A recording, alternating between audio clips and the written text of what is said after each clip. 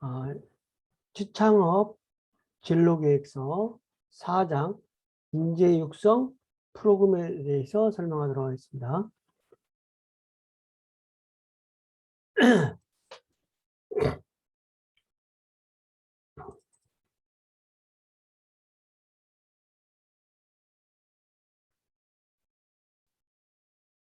인재를 육성하는 프로그램이 어떤 것이 있는지, 그리고 기업 입장에서 인재를 육성하는 프로그램이 어떤 것이 있는지, 이러한 부분, 또 어떤 또 기업 입장뿐만 아니라 어떤 그 인력 자원을 양성하는 프로그램으로서 인재 육성 프로그램, 이런 부분이 되겠습니다.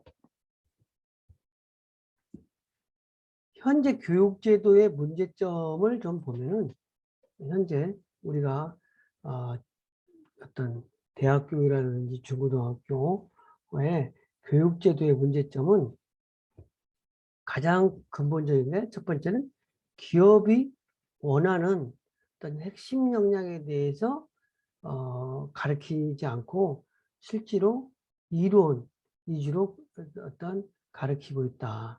기업에서 가르치는 요구하는 역량과 그다음에 대학이라든지 이런 교육 현장에서 가르치는 것과 동일한 부분이 아니라 미스매칭이 돼서 실제로 기업이 신입사원을 채용한다든지 어떤 그 신규 인력을 채용했을 때 바로 업무에 투입할 수 있는 어떤 그 교육이 좀 제대로 안 돼 있어서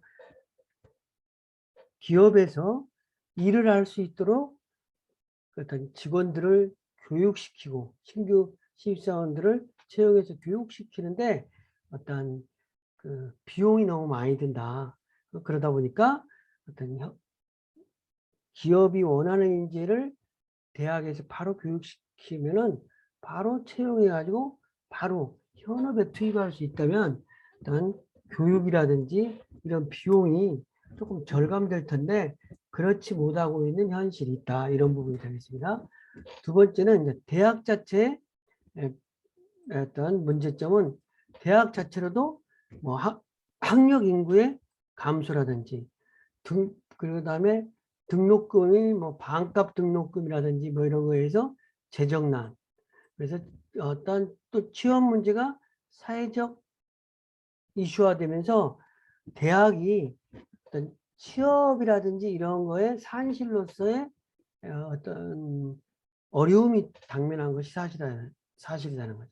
그래서 그리고 특히 대학의 얘기는 기업이 필요로 하는 인재를 배출할 수 있는 대학 자체의 어떤 프로그램이 없다는 것 자체가 큰 이익일 수 있는 것입니다. 그래서 대학은 학생들의 능력 개발에 포커싱을 맞추지 않고 건물이라든지 캠퍼스에 막 어떤 늘리고 확장하는데 돈을 더 많이 쓰다 보니까 실제로 그런 점도 있을 수 있다는 거죠. 그래서 더 이상 실제 삶에 적용하는 그 방법과 기회를 제공하지 못하는 대학의 현실, 이런 부분이 어떤 문제점이라는 거죠. 그리고 이제 지식 중심의 채용이 중요하다. 그런데 지금 실제로 교육은 어떤 단답형으로 대답하는 문제가 있잖아요. 그래서 전문성이 좀 부족한데 이런 전문성을 갖춘 인재를 채용하는데 어떤 적극 개발할 그 전문성을 갖춘 인재를 교육하는데 조금 더 투자를 많이 해야 될 것이라고 자료됩니다. 그다음에 스펙 중심의 채용. 사실은 신입사원 채용하는데 너무 스펙 중심으로 채용을 하는데 실제로 그 스펙이 업무하고 바로 직결되면 좋은데 그렇지 않기 때문에 직무 능력을 강화하는 스펙이 돼야 되는데 그렇지 않고 어떤 그 뭐 공통적으로 요구하는 토익이라든지 공통적으로 요구하는 자격시험 뭐 이런 부분에 너무 많은 학생들이 어떤 그 몰입을 하게 된다. 그런 부분이 어떤 미스매칭하고도 연결된다. 이렇게 볼 수 있습니다. 그래서 현재 우리 대학 교육의 문제점은 크게 4가지로 한번 정리를 해봤습니다. 기업의 직무 능력 관련 실질적인 질문을 한번 해보면은 고객이 필요한 것이 무엇인지를 파악할 수 있는 능력이 있는지, 신입사원이라든지 이런 분이 들어와서 바로 어떤 마트라든지 편의점이라든지 슈퍼마켓 아니면 홈쇼핑 이런 데 신입사원이 취업을 했다 그러면 그 회사에 고객이 필요한 것이 무엇인지를 신속하게 파악할 수 있는 능력이 있는지, 그 다음에 싸고 좋은 상품을 만들 수 있는 창의력 있는 핵심 역량이 있는지, 그러니까 MD와 같은 뭐 유통업체 같은 MD 능력을 갖추는가. 신입사원이 그러기 참 어렵겠지만 어떤 기본적인 자질이라도 갖췄는지, 이런 부분이 어떤 질문이 될 수 있는 거죠. 그 다음에 만든 상품은 있는 상품을 고객에게 잘 팔 수 있는가. 그 다음에 거래된 고객을 계속 고객을 유지할 수 있는 어떤 그 전략들을 만들 수 있는가. 그다음에 투자를 잘해 미래의 자산으로 만들 자신이 있는가. 저렴한 비용으로 돈을 빌릴 수 있는가. 기업을 돕는 관계기관과 좋은 관계를 유지할 수 있는가. 이해관계 간에. 그 다음에 금리, 주가, 부동산 변동 예측을 잘하여 기업의 자산을 증가시킬 수 있는가. 매출을 늘리고 비용을 줄여 수익을 창출할 수 있는가. 모든 과정에서 불법 행위를 행하는 일은 없는가. 법대로 준법 정신은 있는지. 뭐 이런 기업의 실질적인 업무 능력에 기반한 질문을 했을 때 여기 요구되는 교육을 해야 되는데 그렇지 못한 부분이 어떤 사실인 것 같아요. 그래서 인재육성 프로그램, 인재육성 시스템의 프로그램 사례, 요즘 어떤 어떤 세계적으로 인재육성 프로그램이 몇 가지 어떤 우수한 인재육성 프로그램이 이렇게 있는데 그 중에서 한 5가지의 사례를 가지고 인재육성 프로그램을 여러분들에게 설명해서 인재육성 프로그램에 참여라든지 그러한 방향으로 내가 어떤 오리엔테이션 된다든지 어떤 앞으로 여러분이 그런 기회에 참여하도록 그런 방향성에 동의하도록 하는 의미에서 인재 육성 시스템 및 프로그램 사례를 설명해 주는 거니까 이 부분은 여러분들이 좀 이러한 인재 육성 시스템이라든지 프로그램이 있다 이런 사실을 이해하는 것에 그치지 않고 이런 방향으로 나의 어떤 태도라든지 나의 지식 축적이라든지 아니면 사회에 필요한 어떤 능력이라든지 기업에 필요한 지식이를 습득한다든지 이런 방향성에 여기에 5가지 사례를 참조하는 것이 좋겠다 이렇게 어떤 여러분들에게 말씀드립니다. 그래서 첫 번째 이스라엘 하브루타 교육이라는 부분이 있는데 여기서 이제 우리가 유명한 이스라엘 그런 얘기를 하고 있잖아요. 이스라엘 사람들은 자기 자녀들한테 어떤 재산이라든지 이런 부분을 직접 물려주지 않고 재산을 창출할 수 있는 방법을 알려준다.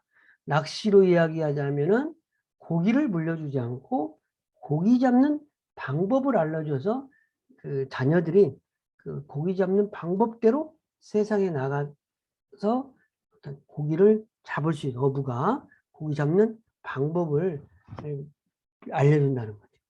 어떤 그런 테마인데 하브루타의 키워드는 신앙이라든지 질문, 토론, 창의력을 기반한 교육이다. 이제 어떤 기독교적인 것이니까 예배와 밥상머리 교육. 우리나라도 밥상머리 교육을 많이 하잖아요. 식사하면서 가족들 간의 교육, 담소 이런 것들이 이제 교육의 어떤 장이 되는 거죠. 그다음에 모세오경의 토라, 지혜의 책 탈무드 이런 것을 근간으로 해서 또 교육을 한다는 거죠. 그래서 하브루타 교육은 이스라엘 민족이 2500년 동안 멸망 후에 2500년 동안 이어온 원동력이다. 그래서 끊임없이 이어지는 창의력이라든지 공감 소통 능력, 판단력 이러한 것들을 교육시키고 뭐 이렇게 증진시키는 방향성으로 교육을 해왔다는 거죠. 그래서 생각을 기본 질문을 통해 대화와 토론하고 논쟁하는 것을 배워서 협상하고 정리하고 뭐 그런 거예요. 그래서 질문을 잘하는 부분, 그 다음에 남의 질문을 정확하게 캐치하는 부분, 그 다음에 현상적으로 토론한 내용을 잘 정리하는 부분, 이런 것들이 중요한 기술이라는 거죠. 그래서 이러한 걸 바탕으로 해서 문제 해결 능력의 향상, 공동체를 통해 의견을 결합하고 결론을 도출하는 능력, 이런 거를 배우는 것이다. 하브르타 교육이라고 하는 거는. 이제 이스라엘의 이제 그런 식의 교육을 하는 이스라엘의 국력을 한번 보면 사실은 인구가 우리 대한민국이 한 5천만이 넘잖아요. 그런데 이스라엘은 1,600만 명이다. 그럼 엄청나게 작잖아요. 면적으로 말해도 이스라엘이 경기도와 강원도 정도. 그런데 노벨상 수상은 93명. 야, 변호사, 교육자, 국회의원 이런 부분이 많다. 그래서 이런 부분에 저변에 이스라엘 교육 방법의 탁월성, 우수성에 근거한 근간으로서 이렇게 어떤 영향을 미친 거다. 이러한 부분입니다. 이 도서관에서 생활한 부분. 질문을 잘하는 거가 아주 중요한 능력입니다. 알지 못하면 질문도 못한다. 그러니까 질문을 얼마만큼 잘하느냐가 그만큼 잘 안다는 거하고 연결되는 거예요. 질문을 하면 답이 나고, 질문은 생각을 또 자극하기도 하고, 질문을 하면 통제가 된다. 질문은 마음을 연다. 대화도 되고, 질문은 귀를 기울이게 된다. 질문에 답해보면 스스로 설득하게 된다. 그래서 질문 자체가 힘이다. 질문을 잘하면 그게 어떤 지식을 아는 것가 되는 거죠. 이스라엘의 가정교육은 어떤 사실은 2500년 동안 2500년 동안 흩쳐서 살다가 1948년에 영국의 도움으로 2500년 만에 지금은 팔레스타인 지역에 나라를 세웠어요. 이스라엘 민족은. 그래서 국가의 멸망을 가정의 붕괴와 인성교육의 소멸에서 그 원인을 찾아가지고 이스라엘은 국가 재건 후에 어떤 가정이 곧 국가이며 성전이 곧 학교였다. 이런 부분을 통해서 어떤 교육의 중요성을 가지고 이렇게 어떤 교육에 매진을 하고 저변 확대를 했다고 해도 과언이 아닐 수 없겠습니다.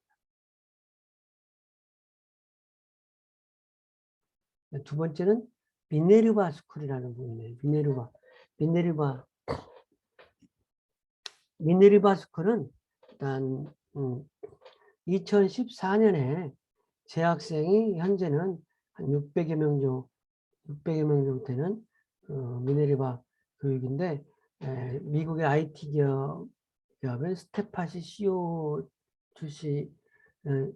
출신의 벨 랩센이 어떤 벤치마크 캐피탈 등은 투자를 받아서 어떤 회사를 설립했는데 일단 학비가 연 3만 달러 정도 된다고 해요. 그래가지고 미국의 대학 입학 자격 시험 성적도 불필요하고 자신의 어떤 경험에 대한 에세이로서 학생들을 선발하는 그런 교육기관인데 어찌됐든 이렇게 미네르바 대학이 생기게 된 부분이 그 대학의 어떤 문제점, 그래서 수업보다 어떤 문제점을 극복하기 위해서 미네르바에서는 수업보다 경험 전체를 중요시하고 이론과 개념을 현실에 반복 적용하도록 교육하고 캠퍼스는 따로 없고 전 세계가 캠퍼스가 되면서 삶 속에 발생하는 문제들을 삶 속에 해결하는 훈련을 집중적으로 한다는 거죠. 그리고 사시교육을 한다. 사시교육이라고 하는 미네르바에서는 주로 크리티컬, 비판적 사고, 창의적인 사고, 그 다음에 커뮤니케이션, 그 다음에 콜라보레이션, 그래서 일단 이런 부분을 콜라보레이션을 하모니를 이루는데 교육을 한다는 거죠. 그래서 지식의 적용, 그다음에 4개월씩 서울이라든지 부에노스아이레스, 베를린, 런던 등에서 생활을 하면서 마지막 한 달 동안은 샌프란시스코에서 프로젝트를 정리 발표하면서 모든 교과 과정을 마치는데 아주 다른 환경에서 유용하고 실용적인 지식을 적용하고 실행할 수 있는 능력을 키우는 데 주안점이 있는 거죠. 그리고 뭐 어떤 예산은 기숙사를 제하고 학교 건물을 짓는데 돈을 안 쓴다는 거죠. 그다음에 식당, 헬스장, 연구실 등 교실에 돈을 쓰지 않고 학생들의 성공을 위해서 교육적으로 지원하는 인프라를 구축하는데 투자를 한다는 거죠. 그러니까 밀레니얼 스쿨은 실질적인 교육의 산실이다. 그래서 교육 가장 중요한 목표는 자신들이 배운 것을 실생활에 구현할 수 있는 교육. 그래서 미네르바 스쿨의 장점은 실제 사무 터전이 캠퍼스라는 것이다. 그래서 차별화된 교육법과 교육 과정을 통해서 이런 부분을 통해서 어떤 개념과 학습에 중점을 두는 교육, 배운 것을 어떻게 실생활에 적용이 되는 교육을 하는 부분으로 어떤 그 미네르바 스쿨은 바뀐다는 거죠. 그래서 여러분들도 미네르바 스쿨에 직접적인 참여는 안 하지만 이러한 방향성을 염두에 둔 어떤 교육 그런 부분에 참여하고 어떤 그런 부분에 그렇게 공부하려고 노력할 필요가 있을 것 같습니다. 이제 마인드맵이라는 거, 세 번째 마인드맵.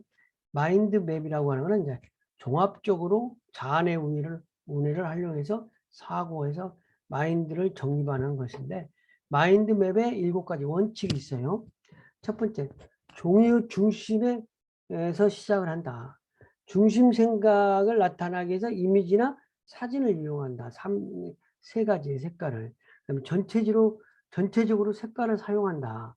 그 다음에 네 번째는 중심 이미지에서 어떤 주가지로 연결하면서 주가지 끝에서부터 부가지로 연결하고 그리고 부가지 끝에서 세부가지 이렇게 주가지에서 부가지에서 세부가지 이렇게 연결하면서 구부리고 흐름 있게 가지를 만들면서 각 가지당 하나의 키워드를 사용해서 전체적인 이미지를 사용해서 맵을 만든다는 거죠. 그래서 이 맵을 통해서 어떤 현상을 이해하거나 탐구하는 역할을 한다는 거죠. 그래서 마인드맵의 효과는 핵심 단어만을 기록하고 읽을 수 있어 시간을 좀 절약할 수 있다. 이렇게 정리하는 거를 잘하면 그렇다는 거죠. 그 다음에 핵심 단어만 사용으로 중요한 내용을 쉽게 파악할 수 있다. 어떤 토론을 한 1시간 동안 했을 때 요점 정리를 정확하게 할 수 있다. 이런 부분입니다. 그다음에 핵심 단어 사용화로 어휘 능력이 향상된다. 그다음에 다양한 색과 그림을 사용함으로 시각적인 자극을 줘서 기억력이 또 향상이 된다는 거죠. 이렇게 마인드맵을 활용하면 그다음에 글쓰기 활동으로 생각 펼치기와 다발 짓기 활용하면 논리적 글쓰기를 할 수 있다. 이렇게 정리하고 글을 쓰더라도 이렇게 마인드맵을 정리해서 서론, 본론, 결론 이렇게 만들어서 거기에 줄 덧붙이는 식으로 글씨를 쓴다는 거죠. 책을 출판한다 그러면 책의 목차 정리와 절, 총 12장으로 하고 각 3장씩 한다. 그러면 각 3장씩 무엇을 구성할 것인 것까지도 다 정해놓고 거기에 필요한 지식과 정보를 습득해서 쭉쭉쭉 써내려가는 부분, 이런 부분이 되겠습니다. 그 다음에 독서 후 활동으로 등장인물과 줄거리를 마인드맵으로 작성을 하면 독서 능력이 또 향상되기도 한다는 거죠. 그래서 마인드맵을 활용하면 글을 잘 쓸 수가 있다. 사실 글을 잘 쓸 수 있는 거가 책을 많이 읽고 글을 잘 쓰는 것이 교육의 한 50% 이상은 달성하는 거예요. 응? 글을 잘 써서 또 표현을 잘하는 부분은 그게 알고 표현 못하는 것보다 훨씬 낫다는 거예요. 의사결정을 할 때도 마인드맵을 매우 유용하게 활용할 수 있다. 독서 활용에도 유용한 수단이 된다. 물론 프레젠테이션이라든지 공부할 때 논문이나 책을 쓸 때 이런 부분도 전부 키워드를 다 정리해놔가지고 키워드 중심으로 설명하는 거죠. 논리를 전개해 나가는 거죠. 그랬을 때 마인드맵에 활용한 교육 방법, 마인드맵을 활용한 지식의 이해, 또 지식의 전달을 위해서 창의적인 도서를 출판한다든지 프레젠테이션 한다든지 이럴 때 마인드맵을 이용해서 활용하면 조금 더 업그레이드 된 것을 만들어낼 수 있다. 이런 이야기가 되겠습니다. 그리고 이제 마지막으로 달란트 스쿨. 달란트 스쿨이라는 건 달란트 뭐 연구소, 달란트 건설, 달란트 커뮤니티, 달란트 캠프인데 이거는 이제 기독교적인 시각에서 이야기를 하는 것 같아요. 달란트 스쿨이라고 하는 거는 달란트 컨설팅 커뮤니티 캠프라고 있는데 달란트 컨설팅은 이제 뭐 취업, 창업, 투자, 경영 컨설팅, 자기소개서 이런 내용이 되어 있고 커뮤니티는 온라인 커뮤니티라든지 뭐 이런 부분이 되고 달란트 캠프는 영적 리더십 뭐 이런 부분이 되겠습니다. 달란트 프로그램 전략은 지피지기 백전백승과 수신제가 지급 평천하는데 이 부분을 꼭 달란트에서 지피지기 백전백승하는 것은 손자병법에 그런 말이 있다고 그래요. 지피지기는 백전백승이다. 나를 알고 적을 알면 싸움에 질 수가 없다라는 거죠. 그래서 달란트 프로그램은 취업하려는 기업이 무슨 상품을 만들며 어떤 층을 대상으로 사업하며 어떤 비전을 가지고 경영하는지를 먼저 알고 나의 역량을 거기에 맞게 증진시켜서 그 회사에 취업을 했을 때 충분하게 취업이 된다. 이런 얘기예요. 수신제가 지극평천하라. 그래서 모든 것이 어떤 나라의 일, 훌륭한 일을 하더라도 자기를 먼저 잘 다스리는 일, 연후에 그 국가를 다스릴 수 있는 역할을 할 수 있다. 이런 부분이 되겠습니다. 그래서 절제하고 인내하고 용서함이 좀 있어가지고 이런 것들이 일단 커졌을 때 또 자신의 마음을 먼저 다스리고 천하를 다스린다 이런 것이 되겠죠. 그래서 일단 수신제가 치국평천하라. 나를 먼저 다스리고 국가를 먼저 나중에 다스린다. 그런 큰 제목이 된다. 이런 얘기가 되겠습니다. 그래서 이제 학습을 좀 정리를 하면 어찌됐든 지금 현재 교육의 문제점이 미스매칭 됐다. 기업에서 요구하는 인재와 대학에서 가르치는 인재가 매칭됐다. 그 다음에 대학에 기업이 필요로 하는 인재를 배출할 수 있는 프로그램이 좀 되지 않았다. 그 다음에 전문성은 조금 부족하지만 인간성을 갖춘 믿을 만한 인재를 채용하는 방향이 좀 요구되는데 그런 점이 좀 부족하다. 직무 능력을 중시하는 시대로 변하고 있다. 이런 부분을 감안해서 어떤 인재 육성을 해야 되는데 세계적인 인재 육성 프로그램 사례를 한번 보면 하브르타, 미네르바, 디자인 싱킹, 마인드맵, 달란트인데 디자인 싱킹에 대해서 여러분에게 그렇게 크게 설명을 하지 않은 것 같네요.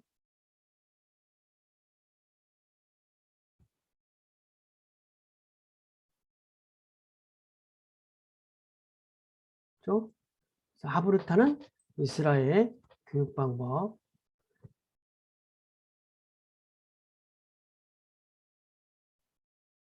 미네르바는 이제 어떤 미국의 어떤 그 어떤 벤처 캐피탈 등의 어떤 그 투자를 받아서 교육을 하는 유명한 교육기관인데 여기는 수업보다 경험을 중시한다. 삶 속에 발전한 문제를 삶 속에서 해결하는 훈련을 한다. 그래서 크리티컬 띵킹, 크리에이티브 띵킹, 커뮤니케이션, 콜라보레이션 이런 부분에 주안점을 둔 교육을 한다는 거죠. 그리고 마인드맵, 탤런트 스쿨까지 일단 여러분들에게 알아봤습니다. 이러한 부분을 여러분들이 어떤 앞으로 교육을 했을 때 이런 그 유명한 교육 프로그램을 생각하면서 방향성을 인지하면서 내가 그런 방향으로 가기 위한 전략을 수립하는 부분으로 자기를 오리엔티드 되게 자기를 변화시키는 부분이 중요하다고 할 수 있겠습니다. 이상 강의를 마치겠습니다.